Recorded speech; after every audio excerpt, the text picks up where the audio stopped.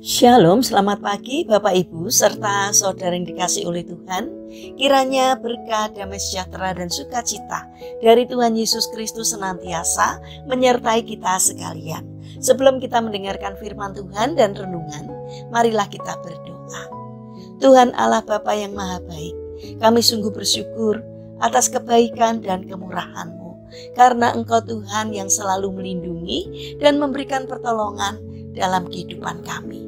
Jika saat ini kami akan mendengarkan firman-Mu, kami memohon Tuhan mengurapi kami dengan Roh Kudus-Mu agar kami dapat mengerti dan memahami apa yang Tuhan sampaikan kepada kami, sehingga iman dan karakter kami semakin hari semakin baik dan semakin berkenan di hadapan-Mu.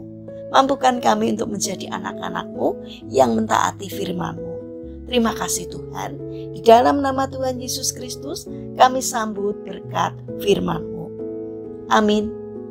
Bapak Ibu serta saudara yang terkasih, bacaan firman Tuhan saat ini diambil dari TB2, Kitab Amsal pasal 21 ayat 23. Demikianlah sabda Tuhan. Siapa menjaga mulut dan lidahnya, memelihara diri dari kesukaran. Tema renungan saat ini adalah kendalikan diri sebagai wujud kasih. Bapak Ibu serta saudara yang dikasihi oleh Tuhan Yesus Kristus, di dalam hidup kita sehari-hari, dosa lidah mungkin merupakan dosa yang paling sering kita lakukan. Berbohong, gosip, memfitnah, menggunjingkan orang, marah-marah, mengucapkan kata-kata kotor, berkata jahat, mengeluarkan kata-kata kosong dan sembrono, mengutuki orang, membual, menyombongkan diri, menghujat Allah, menghina, atau berbicara tentang hal yang sia-sia adalah serentetan dosa-dosa lidah. Dosa lidah ringan untuk dilakukan, tetapi akibatnya bisa besar dan berlarut-larut. Bapak Ibu serta saudara yang terkasih, ada seorang wanita menyebarkan berita bahwa tetangganya telah berselingkuh. Dalam beberapa hari, seluruh warga desa mengetahui berita yang memalukan itu. Tentu saja orang yang menjadi korbannya merasa sakit hati, bahkan tersingkirkan. Wanita yang menjadi sumber berita itu mendapat konfirmasi bahwa apa yang diberitakannya tidak benar. Melihat akibat perbuatannya yang fatal, dengan hati yang menyesal, wanita itu datang kepada hamba Tuhan di desanya dan meminta nasihat apa yang dapat ia lakukan untuk memperbaiki kesalahannya. Ibu, pergilah ke pasar dan belilah seekor ayam. Sembelihlah ayam itu, kemudian dalam perjalanan pulang, cabuti bulu-bulunya dan buang satu persatu di sepanjang jalan. Setelah itu kembalilah ke sini, kata hamba Tuhan itu. Setelah melakukan nasihat itu, wanita tadi kembali kepada si hamba Tuhan. Sekarang pergilah, kumpulkan kembali semua bulu yang telah ibu buang dan bawa kembali ke sini. Perintah kedua ini pun segera dilaksanakannya.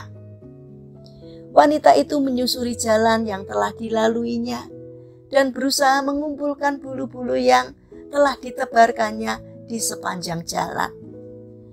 Beberapa jam kemudian ia kembali dengan membawa beberapa helai bulu saja. Angin telah menerbangkan bulu-bulu itu ke segala penjuru, sehingga mustahil ia bisa mengumpulkan semuanya. Lihat, sangat mudah mencabuti bulu ayam dan menyebarkannya kemana saja. Namun sangat tidak mungkin untuk mengumpulkannya kembali. Begitu pula dengan sebuah berita. Tidak sulit untuk menyebarluaskan gosip, tetapi sekali diberitakan, kita tidak akan pernah bisa memperbaiki keadaan secara utuh seperti sedia kala, kata hamba Tuhan itu. Ketika kita tergoda untuk bergosip, ingatlah akan bulu ayam.